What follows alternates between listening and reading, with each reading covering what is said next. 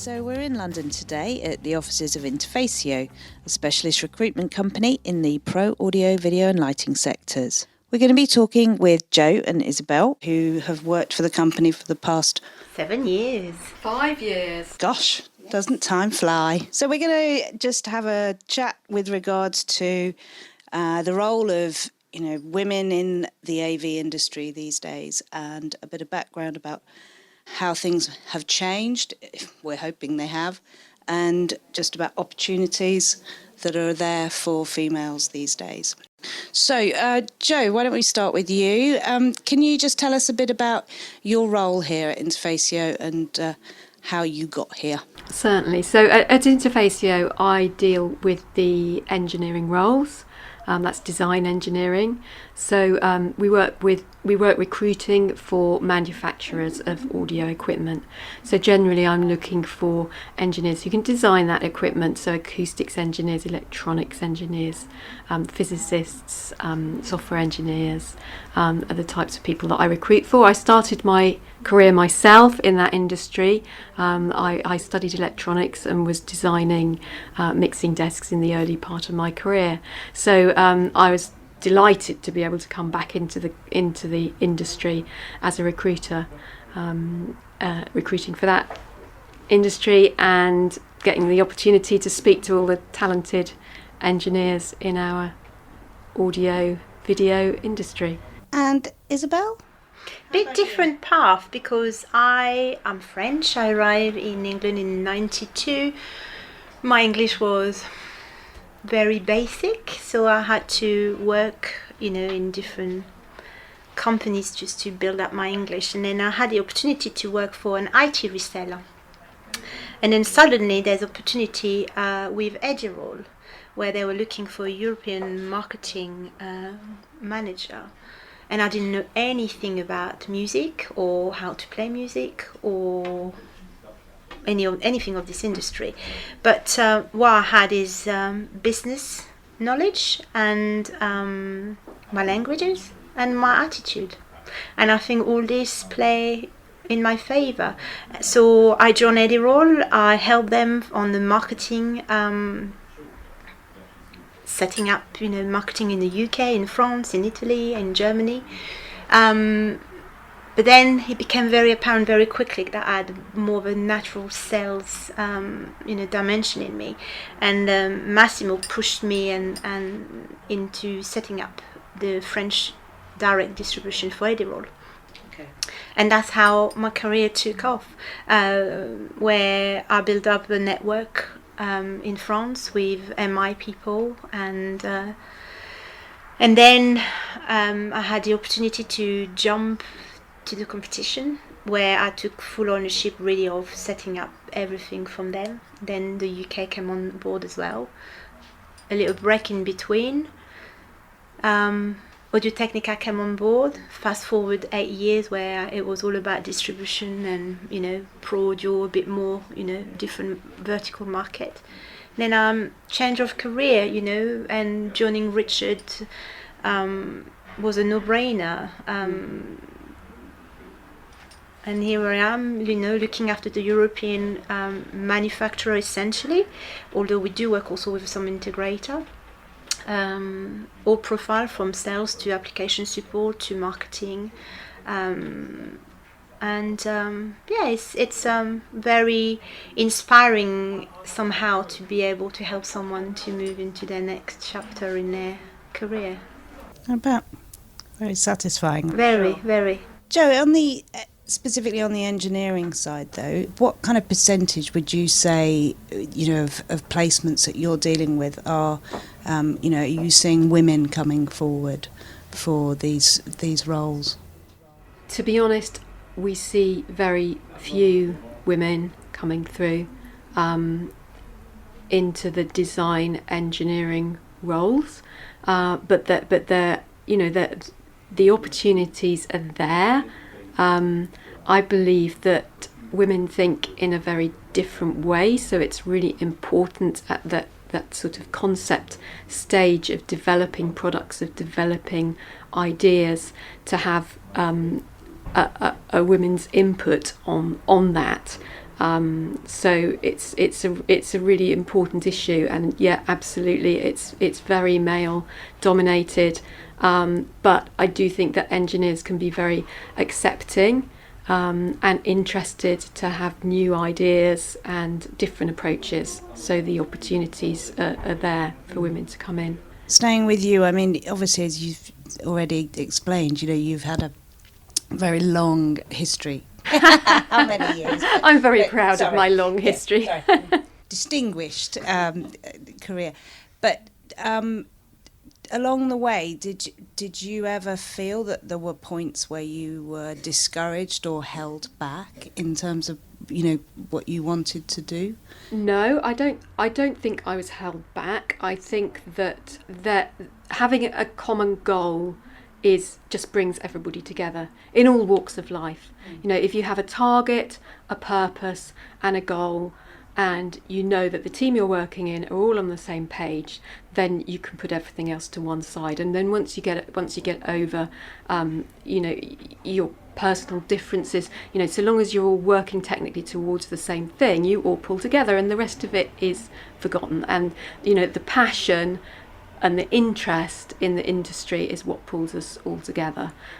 So any sort of barriers can then be overcome, because we all love what we're doing, and we know where we need to get to. What about you, Isabelle, in terms of the sales side of things? So do you think that's a bit different as a female? Yeah, I mean, I remember when I started, there was no women whatsoever. In France, no, any roles. In France, I think there was 2 that I can think of, or 3, and everybody knew who we were, and it was quite intimidating. But I think it's about then the attitude that you have, and how you project yourself and how professional you are.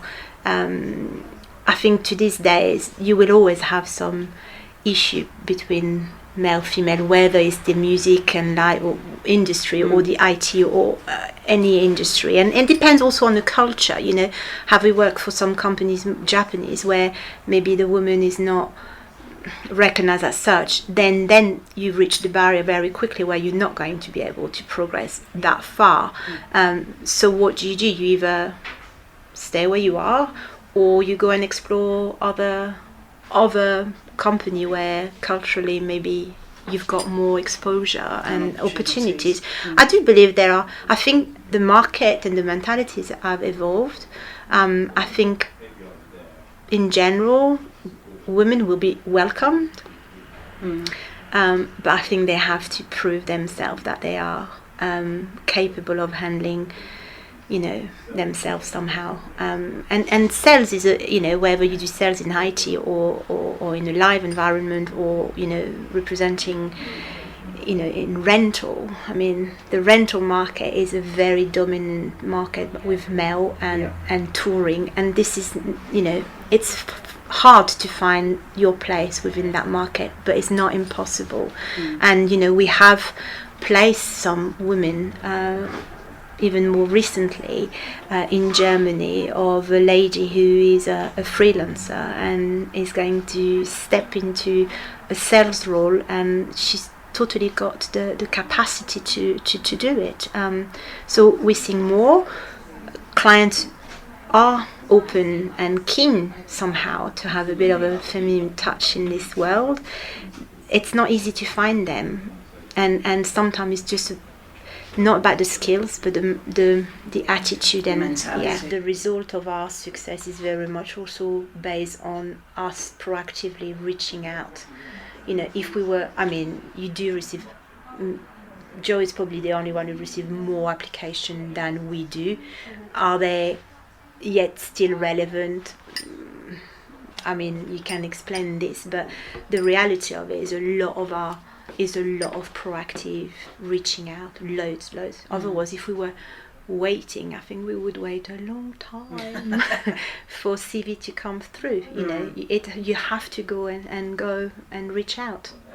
So yes, I do get overexcited when I see, she looks interesting. If I'm looking back in 7 years, how many women have placed? which could be a good one to see, because I have placed quite a few. I probably would say 8 ladies in 7 years. So that's not a lot compared to the amount. But what is interesting, because if I'm reflecting back, I think most of them are with a technical background. It's not so much sales. Okay. So it's a lot of application support, or working in a business development with a core skills. So it could be live environment or commercial audio, or and they all are doing it amazingly. Every time I never hear a bad thing saying, and I think not only they're doing well, I think they bring an element of this feminine touch in a male of world, and I think it just toned things down hugely as well. Jo, do you, going back from the engineering side of things, I mean, you make it sound as though there are a lot of opportunities there for females coming into this industry. Do you feel that there's enough assistance, though, given to people, you know, in terms of education or mentoring or, you know, courses? Or I think that women have to work harder. As Isabelle said, we have to prove ourselves.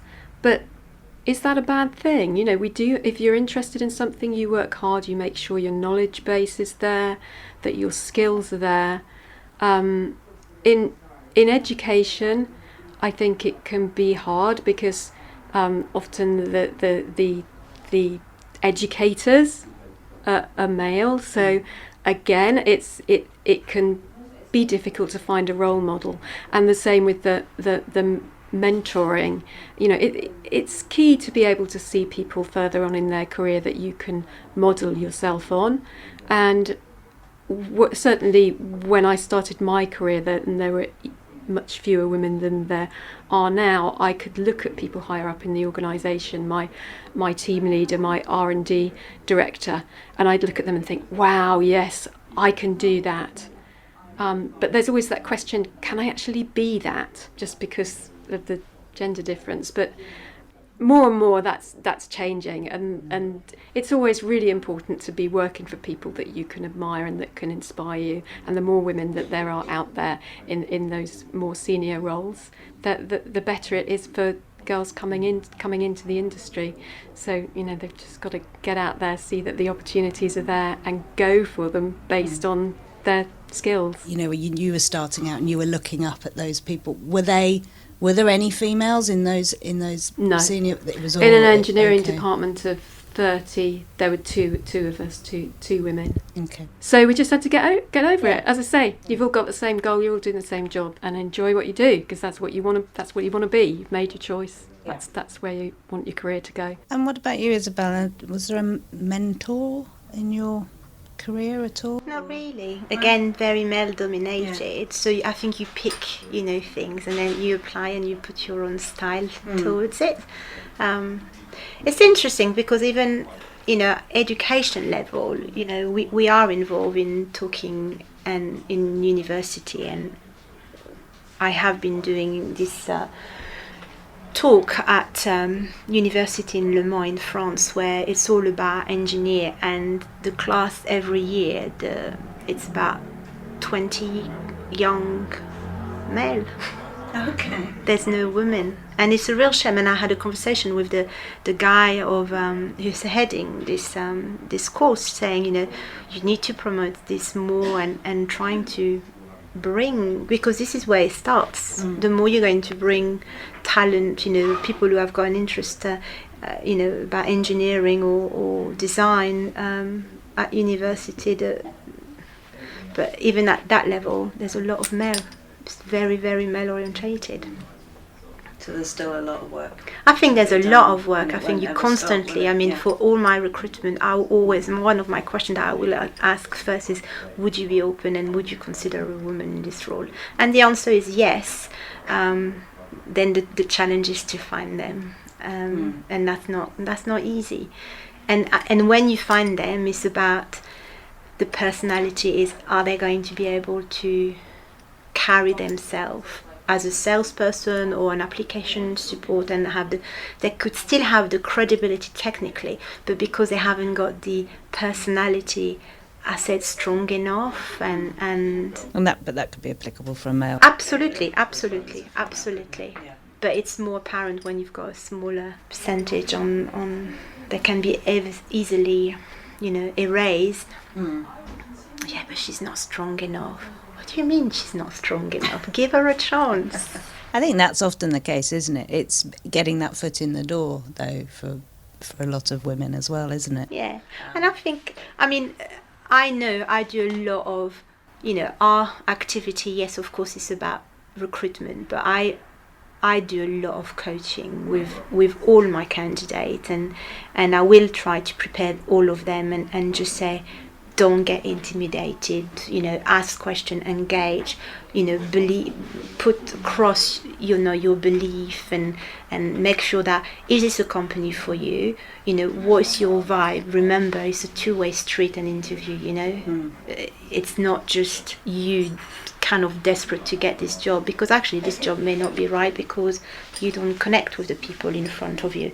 So, but I think it's about being true to yourself and be tenacious, not intimidated, and believe in what you want to do, and kind of follow your dreams somehow of what you want to achieve and what you want to do. Jo, are you going into schools and universities to talk to students who are about to graduate or anything like that? It's something I'd love to do, and the reality is that the positions I recruit for, you have to have a technical degree, you have to have an electronics degree, a physics degree, an acoustics degree, and when you go right back to schools, there just isn't a large proportion of girls studying those subjects.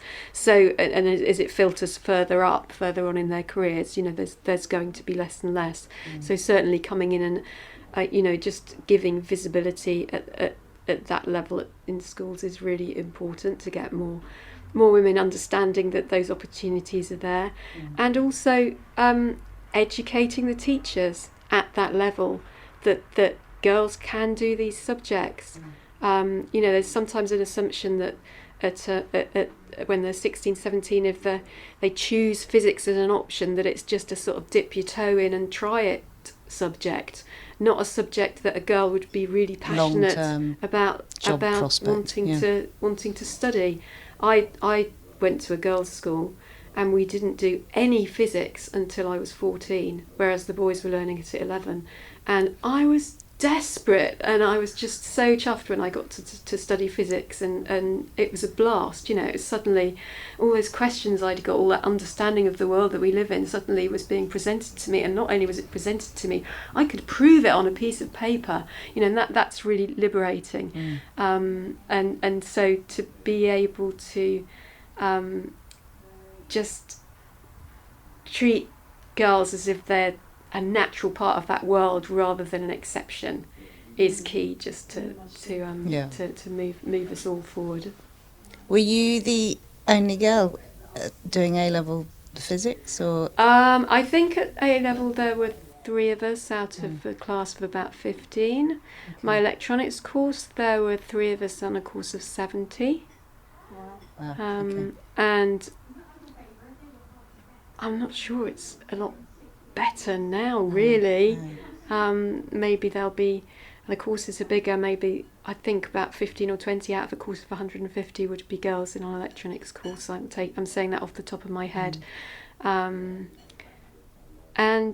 it's just such an interesting subject, and it's such a broad subject. I mean, electronics is such a broad subject to study that, for somebody who's good at maths and interested in technology, they're going to find a piece that they're really interested in, and if they get put off from the start, they're never going to have the opportunity to discover that piece that they're going to love. So you can hear the passion, can't you? No, I love it.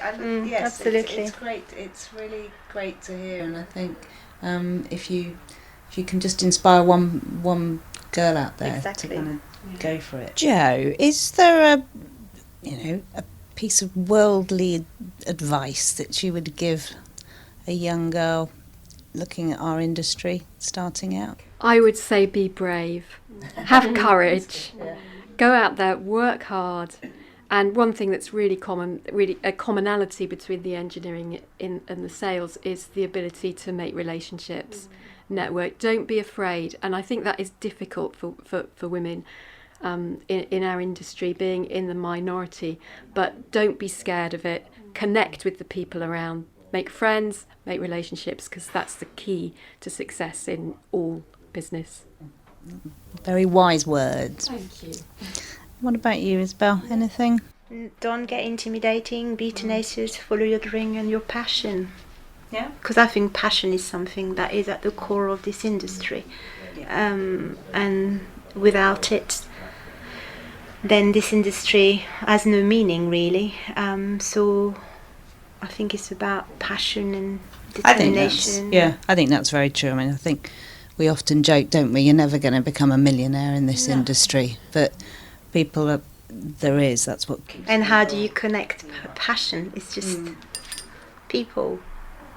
Definitely. And I think it's why, I don't know if, I certainly feel that it's, people don't tend to leave. It's an international, business, but it's also very, very small in terms of people knowing each other, and it's got a nice vibe to it. I came back into the industry after taking a career break, and one of the first interviews I did, the candidate said to me, it's like Hotel California.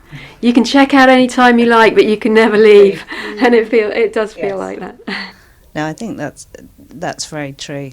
And I'm not sure if I'd necessarily feel the same if I was working for a double glazing magazine or something like that, possibly. But no, and as I say, I think, if you add up our years of working in the industry, it's 60 plus probably. So, yes, that's telling, isn't it? If nothing else. We must go and get a proper job soon. Is there anything, during your time, Jo, that really stands out for you as a kind of yay? That's a really proud moment for me. Greatest achievement, or?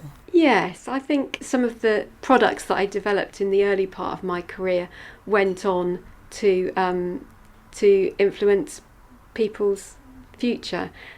Just recently, I was at the Audio Engineering Society conference, and there was a dinner, and the gentleman that I was sitting next to was an educator in America, and when I told him the product I'd worked on, which was actually an automated mixing desk, an analog automated mixing desk, quite a long time ago that I worked on it, and I thought everybody had forgotten about it, but this gentleman said that he'd taught on that mixing console through a lot. They had one in the studio at the university, and many of his students had gone on to build their careers on the basis of the automation system that I designed.